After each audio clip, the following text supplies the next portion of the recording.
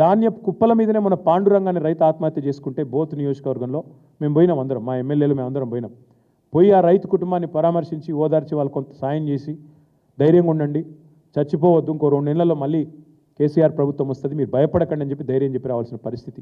ధాన్యం కుప్పల మీదనే వాళ్ళ రైతులు ఆత్మహత్యలు చేసుకుంటే వాళ్ళ పట్టించుకున్న నాదుడు లేడు, పోయి పరామర్శించిన మంత్రి లేడు.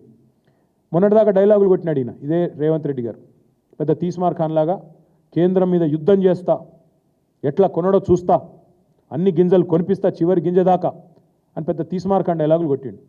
సడన్గా ఏమైందో మళ్ళీ ఇప్పుడు మోడీ ఎంత చెప్తే గంతే కొంటా, ఎన్ని గింజలు కొనమంటే గంతే కొంటా అని ఇప్పుడు బుడ్ర ఖాన్ మాటలు మాట్లాడుతున్నాడు. డైలాగులు ఒకసారి ఏమో తీస్మార్ ఖాన్ లాగా, ఇంకోసారి చేతల కాడికి వచ్చేసరికి మాత్రం బుడ్ర ఖాన్ లాగా తప్పించుకునే పరిస్థితి. వాళ్ళ రైతులు అడుగుతున్నారు, వరి కొనవు, మొక్కజొన్నలు కొనవు, పత్తి కొనవు, ఏది కొనవు, జొన్నలు కొనవు, మరి ఎందుకు నువ్వు ఉన్నది, నీ ప్రభుత్వం ఉన్నది ఎందుకు? గతంలో మీరే కదా అన్నది రేవంత్ రెడ్డి గారు, మేమన్నా మధ్యలో బ్రోకర్వా, మోడీ కొనకపోతే నువ్వు కొనకపోయేందుకు 10,000 కోట్లు ఇస్తే నేను మొత్తం కొంటా, బోనస్తో సహా ఇస్తాను నువ్వే చెప్తీవి కదా. ఇప్పుడు చేతనైతే లేదా, నడుపొస్తలేదా? అసలు ఇంటెలిజెన్స్ ఉందా నీకు? నీ నీ నీ ప్రభుత్వానికి ఏం జరుగుతుందో కనీసం క్షేత్రంలో అవగాహన ఉందా నీకు? రైతుల్లో ఎంత ఆందోళన ఉందో, ఎంత అలజడి ఉందో తెలుసా? ఎంత తీవ్రమైన ఇరిటేషన్ ఉంది రైతుల్లో. ఎక్కడికక్కడ యూరియా విషయంలో మీరు చేస్తున్న దుర్మార్గాలు, యూరియా ఇవ్వడం చేతగాక, ఒకనాడు కేసీఆర్ గారి పరిపాలనలో ఆటో డ్రైవర్కి ఫోన్ చేస్తే పొలం కాడికి యూరియా వచ్చేది. కానీ ఇవాళ మీ అద్భుతమైన పరిపాలనలో యూరియా కోసం బారులు కట్టాల్సిన పరిస్థితి, లైన్లో చెప్పులు పెట్టే దుస్థితి. 10 ఏళ్ళు చక్కగున్నది, ఒక్కసారి ఏమైంది అంటే సమాధానం చెప్పే నాతుడు లేడు. మరి మేము అడిగేది అందుకే, మీకు యూరియా సంచులు తెలియదు కానీ ఢిల్లీకి డబ్బు సంచుల విషయం అందరికి మీరు మోస్తారు బాగా అని తెలుసు. ఇంకా విచిత్రమైన విషయం, మేము ఆయనకు అప్పచెప్పింది ఒక అద్భుతమైన దివ్యమైన రాష్ట్రాన్ని అప్పచెప్పినాం. ఊరికే నేను ఇదేం మాటల్లో చెప్పట్లేదు. పర్ క్యాపిటల్లో నెంబర్ 1 తెలంగాణ. ఈరోజు కూడా 4,20,000 రూపాయలతో we're number 1 in the country. ఇది వాస్తవం కాదా? మరి దాన్ని పట్టుకొని దివాలా తీసిన రాష్ట్రం ఎట్లా అంటావు నువ్వు? SOTRలో స్టేట్ ఓన్ ట్యాక్స్ రెవెన్యూస్లో నెంబర్ 1 తెలంగాణ, GSDP పెరుగుదలలో నెంబర్ 1 తెలంగాణ. అట్లాగే దర్జాగా ఉన్న రాష్ట్రాలలో, ఎదుగుతున్న రాష్ట్రాలలో నెంబర్ 1 తెలంగాణ. నీకు చేతనైతలేదు. నెంబర్ 1 స్టేట్ ఏమైంది? చివరికి పోయి ఓటుకు నోటు కేసులో నెంబర్ 1 A1కు దొరికిపోయింది. అందుకే ఇవాళ ఏం జరుగుతున్నది, వరుసగా మీ పరిపాలన రాగానే 2 ఏళ్ళు రెవెన్యూ లోటు, మీరు ఇవాళ 2 ఏళ్ళు వరుసగా రెవెన్యూ డెఫిసిట్. తగ్గుతూ ఉన్నాయి, అన్నీ తగ్గుతున్నాయి. నేను ఆయన మాట్లాడుతుంటే ఇంకా ఆశ్చర్యం అనిపించింది నాకు. అన్ని రంగాలలో ఆయన ఏదో దివ్యంగా నడుపుతున్నట్టు ఆయన మాట్లాడుతుంటే, ఇవాళ మొత్తం GSTలో down, stamps and registrations down, motor vehicles sales tax down, అన్ని రంగాలలో వైఫల్యం నీది కదా. ఒక్క మందుగమనం తప్ప మిగతా అంతా మందగమనమే కదా. ఇది వాస్తవం కాదా? నేను ఆయన మాట్లాడుతున్నాడు, లిక్కర్ ఏదో బాగా పెరిగింది కేసీఆర్ టైంలో. ఇలా నేను అడుగుతున్నా, మరి నీ ప్రభుత్వంలో నీకు అంత ఇంట్రెస్ట్ ఉంటే బంద్ చేయి, మొత్తం బెల్ట్ షాపులు మూసేయి, మద్యపాన నిషేధం పెట్టి, నేను ఎవడాపుతున్నాడు పెట్టు, అంత బాగా ఇబ్బంది ఉంది కదా నీకు. ఇది చేత కాకుండా ఇష్టం వచ్చిన మాటలు ఏం చేసినావు నువ్వు? అడ్డగోలుగా అప్పులు తెచ్చావు 4 లక్షల కోట్లు, అడ్డంగా ఎక్కడికక్కడ భూములు అమ్ముతున్నావు. అందులో మొత్తం సగం మళ్ళీ నీ అనుయాయులకు, నీ బ్రదర్స్కు, ఇవన్నీ కూడా. మరి పోనీ 4 లక్షల కోట్లు అప్పు చేసి ఏం చేసినాడా రేవంత్ రెడ్డి గారు అంటే, రైతులకు రైతు బంధు పైసలు ఎగవేత, పిల్లలకు ఫీజు రీయింబర్స్మెంటు ఎగవేత, ఉద్యోగులకు DAలు PRC ఎగవేత, రిటైర్డ్ ఉద్యోగులకు రిటైర్మెంట్ బెనిఫిట్స్ ఎగవేత, మహిళలకు మహాలక్ష్మి ఎగవేత, వృద్ధులకు పెద్దలకు 4 లక్షల పెన్షన్ ఎగవేత. ఒక్క ప్రాజెక్టు కట్టింది లేదు, కానీ కూలగొట్టినవి చాలా ఉన్నాయి.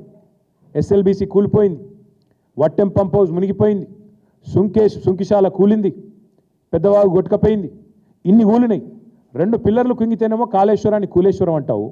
మరి ఇన్ని కూలగొట్టి SLBCలో చివరికి 8 మంది చచ్చిపోతే శవాలు తీయలేని అసమర్థ ప్రభుత్వం నీది.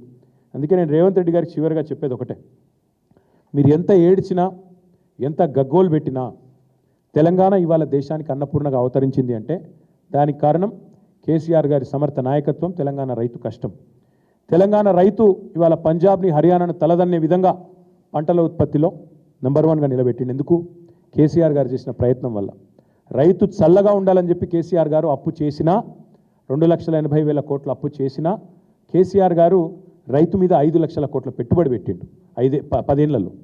రైతు బంధుకే 73,000 కోట్లు, రైతు రుణమాఫీకి 29,000 కోట్లు, 24 గంటల కరెంట్ ఇవ్వడానికి 1,00,000 కోట్లు, ఉచిత విద్యుత్ అందించడానికి 50,000 కోట్లు, కాళేశ్వరం, పాలమూరు, సీతారామ లాంటి సాగునీటి ప్రాజెక్టులు, మీరు పెండింగ్లో పెట్టిపోయిన కల్వకుర్తి, భీమా, నెట్టెంపాడు లాంటి ప్రాజెక్టులను పూర్తి చేయడానికి మొత్తం 1,60,000 కోట్లు. ఒక్క ధాన్యం కొనుగోలుకే 10 ఏళ్లలో కేసీఆర్ ప్రభుత్వం ఖర్చు పెట్టింది 1,32,000 కోట్లు. మిషన్ కాకతీయతో చెరువులు బాగు చేయడానికి ఖర్చు పెట్టింది 5,500 కోట్లు. రైతు బీమాకు ఖర్చు పెట్టింది 6,000 కోట్లు. రైతు వేదికలు, రైతు కల్లాలకు మళ్ళీ 1,000 కోట్లు. అంటే మొత్తం కలిపి 5 లక్షల కోట్లు కేసీఆర్ గారు రైతుల మీద ఖర్చు పెట్టిండు. కాబట్టే మరి ఈరోజు తెలంగాణ భారతదేశంలోనే అన్నపూర్ణగా అవతరించింది. ఇక చాలా చేశాం కానీ ఇవన్నీ నేను చెప్పను. మేము మోటార్లకు మీటర్లు పెట్టమని చెప్పినాం, తెగించినాం. నువ్వేమో ఇవాళ బడేబాయి భయానికి, కేసుల భయానికి తప్పించుకునే క్రమంలో భాగంగా రైతుకు ఉరిబెట్టే ప్రయత్నం చేస్తూ ఉన్నావు రైతు డిస్కమ్ పేరిట. కాబట్టి రేవంత్ రెడ్డి గారు ఇకనైనా సరే, మీకు కేసులు పెట్టుకోదలుచుకుంటే, మమ్మల్ని తూలనాడదలుచుకుంటే, దూషించదలుచుకుంటే అది నీ తెలివి తక్కువతనానికి నిదర్శనం. దానికి మేము చేయగలిగింది లేదు. కానీ దయచేసి తెలంగాణను దూషించకు.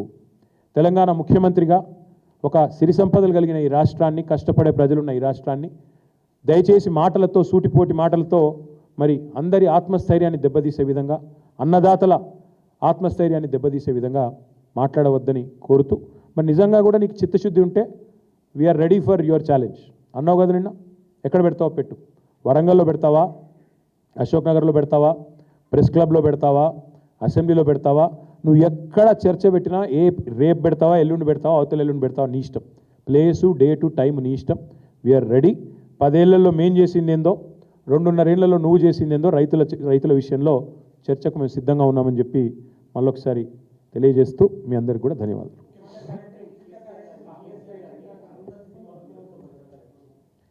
ఎట్లా చూస్తాం బ్రదర్, బాహుబలి సినిమాలో చివరికి బల్లాల దేవుడికి ఏ గత అయిందో ఆయనకు కూడా గదే గత అవుతుందని చెప్తాను నేను. ఆయన భాషలో ఆయనకే చెప్పాలి కదా.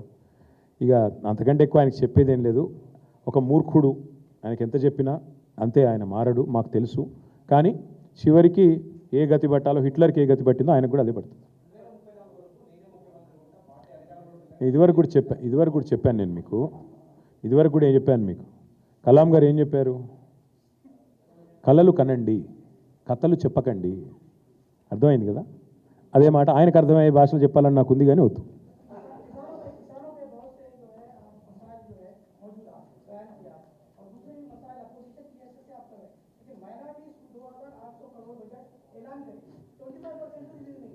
किस के बारे में बोलूं बड़े भाई, कितने बोलूं.